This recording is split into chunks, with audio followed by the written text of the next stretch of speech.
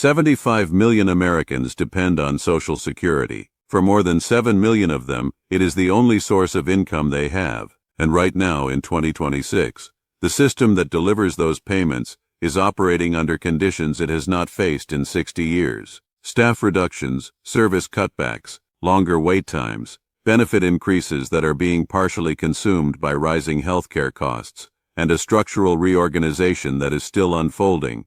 All of this is happening at the same time, and most beneficiaries have not been fully informed about what it means for them personally. This video covers what changed, what the numbers actually show, and what people receiving Social Security need to understand right now. The first thing to understand is the scale of the population affected. According to the official announcement from the Social Security Administration, Social Security benefits and supplemental security income payments for 75 million Americans increased by 2.8% in 2026. That cost of living adjustment, known as the COLA, took effect with benefit payments in January 2026. The average monthly retirement benefit increased from $2,015 to $2,071, a gain of approximately $56 per month. The 2026 COLA was higher than the 2.5% adjustment in 2025, and higher than the 10-year average of roughly 2.6%. The Social Security Administration officially announced this adjustment in October 2025, citing the increase in the Consumer Price Index for urban wage earners and clerical workers from the third quarter of 2024 through the third quarter of 2025. For supplemental security income recipients, the increased payments began on December 31, 2025, because January 1 is a federal holiday. For the approximately 71 million Social Security retirement survivor and disability beneficiaries, the increased amounts appeared in January 2026 payments. Payment dates depend on birth date. Those born between the 1st and 10th of the month received their first increased payment on January 14, 2026. Those born between the 11th and 20th received payment on January 21. Those born between the 21st and 31st received their first increased payment on January 28. The $56 monthly increase sounds like meaningful relief, but what happened at the same time to Medicare premiums substantially reduced how much of that increase beneficiaries actually kept. The Centers for Medicare and Medicaid Services announced in November 2025 that the standard monthly premium for Medicare Part B, which covers doctor visits, outpatient care, medical equipment, and related services, would increase from $185 to $202.90 per month in 20. That is a rise of $17.90, or a 9.7% increase in the premium itself. This was the second largest premium increase in program history. For most Medicare beneficiaries, Part B premiums are automatically deducted from their Social Security checks every month. This means the $56 gain from the COLA was immediately offset by $17.90 in higher Medicare premiums, leaving the typical beneficiary with a net increase of approximately $38 per month. According to analysis by the Senior Citizens League, this marked the third consecutive year in which Medicare Part B premiums rose faster than the Social Security cost of living adjustment. In 2024, the Medicare premium increase was nearly double the COLA. In 2025, it was more than twice the COLA. In 2026, the premium increased at a rate more than 3 times larger than the COLA percentage increase. The annual deductible for Medicare Part B also increased. In 2026, beneficiaries must pay $283 before their coverage begins for the year, up from $257 in 2025, a $26 increase. Hospital costs also rose. The Medicare Part A inpatient hospital deductible, which covers the first 60 days of a hospital stay, increased to $1,736 in 2026, up $60 from $1,676 in 20. For days 61 through 90 of a hospitalization, beneficiaries pay $434 per day in coinsurance, up from $419. These are not small numbers for individuals living on fixed incomes with limited savings. There is a provision in the law called the Hold Harmless Rule that protects the lowest income Social Security beneficiaries. Under this rule, a Medicare premium increase cannot cause a Social Security recipient's monthly check to fall below what it was the previous year. For 2026, this protection applies to approximately 4 million beneficiaries who receive monthly Social Security payments of $640 or less. These individuals will have their Part B premium increase capped at the dollar amount of their Social Security increase, meaning their benefits will not decrease. However, the majority of beneficiaries are above this threshold and receive the full premium increase without that protection. In an AARP survey conducted in September 2025, 77% of older adults said that a 3% COLA would not be enough to help them keep up with rising prices. Medical care, housing, food, and utilities have all increased at rates that the COLA, which is tied to general consumer inflation, does not fully track. Many beneficiaries report that their monthly checks are purchasing meaningfully less than they were several years ago, even after annual adjustments.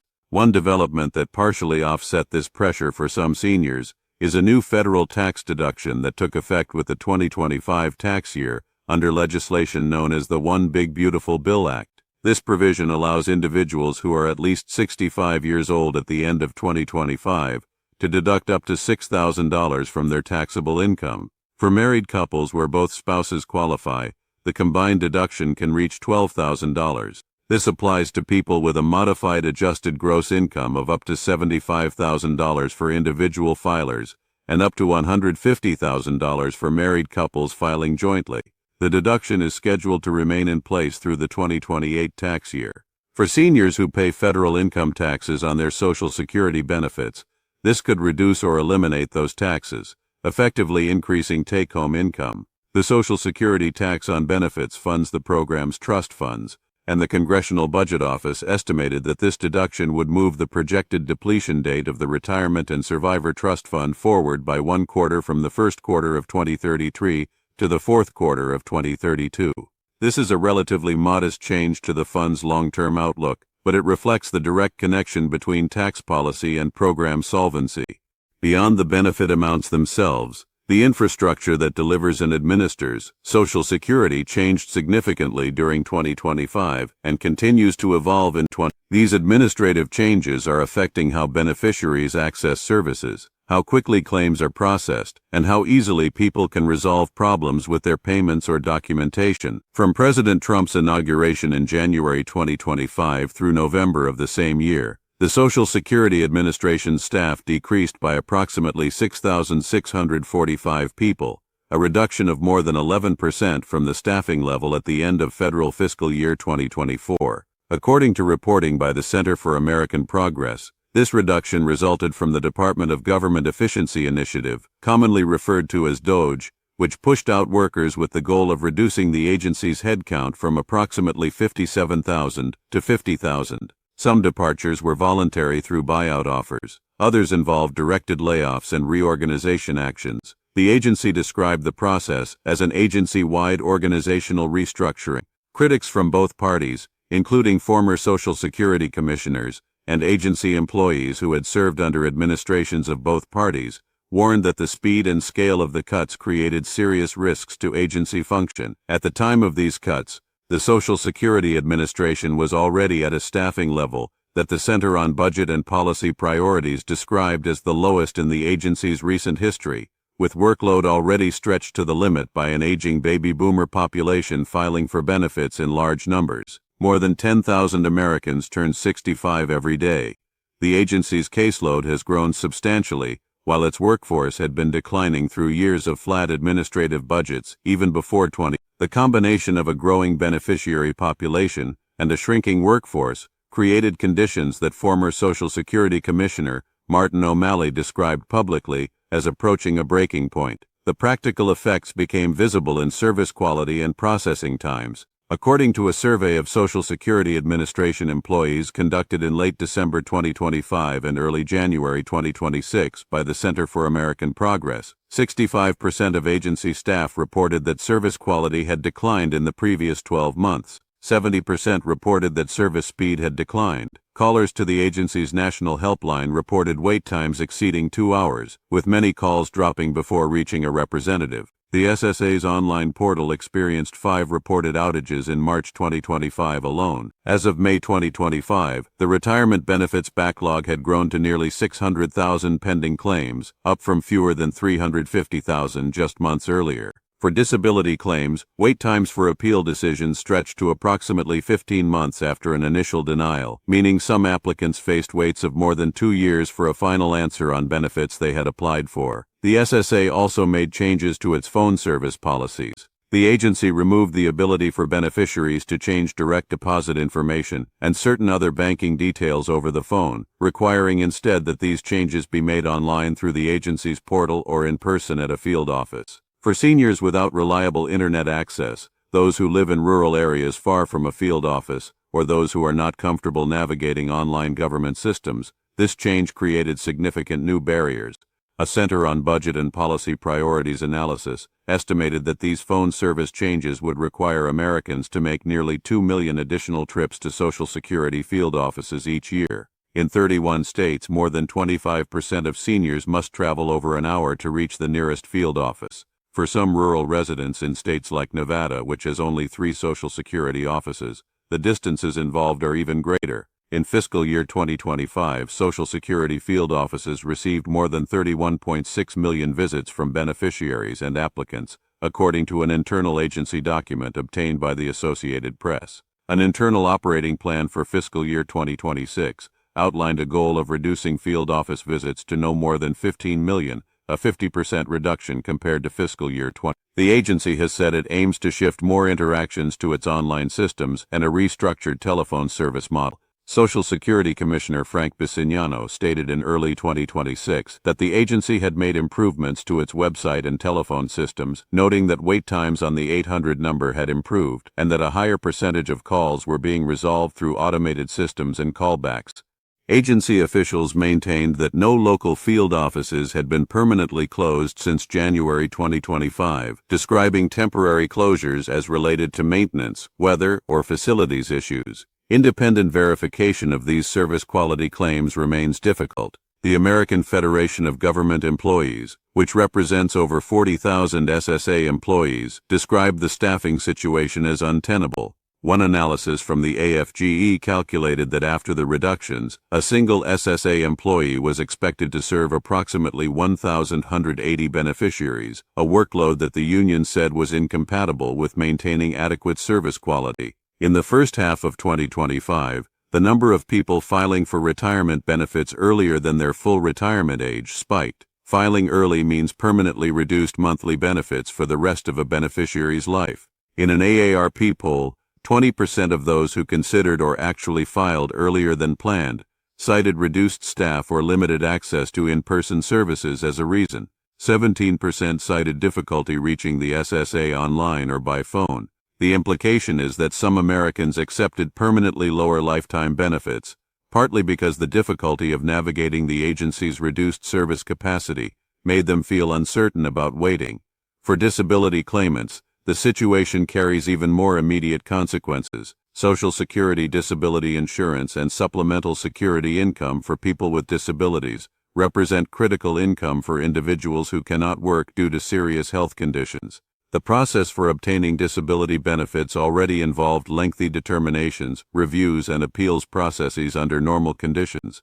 With Disability Determination Services offices, which are state-run but federally funded and responsible for evaluating disability claims, facing hiring freezes and reduced overtime budgets, processing times for initial disability determinations grew longer. According to the Center for American Progress, more people died waiting for a disability benefits decision in 2025 than at any point since President Dwight Eisenhower signed the disability provisions of the Social Security Act into law in 19. The agency has not disputed this claim directly. For 2026 specifically, the earnings test thresholds that apply to beneficiaries who have not yet reached full retirement age were adjusted. Beneficiaries who are below full retirement age for the entire year of 2026 will have $1 withheld from benefits for every $2 they earn above $24,480. For those who reach full retirement age during 2026, the threshold is $65,160, with $1 withheld for every 3 earned above that level until the month full retirement age is reached. After a beneficiary reaches full retirement age, there is no earnings limit. They can work and earn any amount without any reduction in Social Security benefits. The taxable maximum for Social Security payroll taxes also increased in 2020. Workers and employers now pay Social Security taxes on earnings up to $184,500, up from $176,100 in 2025. Earnings above this threshold are not subject to the Social Security payroll tax. Looking at the longer-term picture, the Social Security trust funds face projected depletion dates that have been a subject of ongoing policy debate for years.